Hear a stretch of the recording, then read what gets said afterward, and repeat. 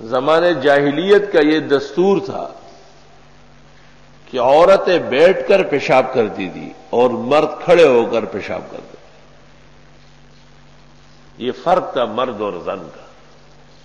اسلام آنے کے بعد اسلام نے اس کو منع فرمایا.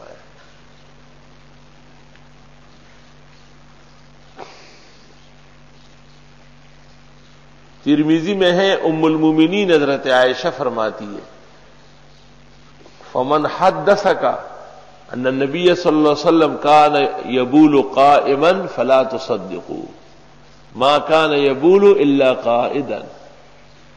جس نے آپ کو یہ خبر دی کہ حضرت کھڑے ہو کر پیشاب، بالکل مت مانیے، غلط کہتا ہے وہ. حضرت تو بیٹھ کر پیشاب کرتے تھے. اور حضرت عمر فرماتے میں زمانے قدیم کے مطابق کھڑے ہو کے پیشاب کر رہا تھا. حضرت نے آواز دی یا عمر لا تبل قائما فما بلت بعدہ قائما. اس کے بعد کبھی بھی کھڑے ہو کے پیشاب نہیں کیا.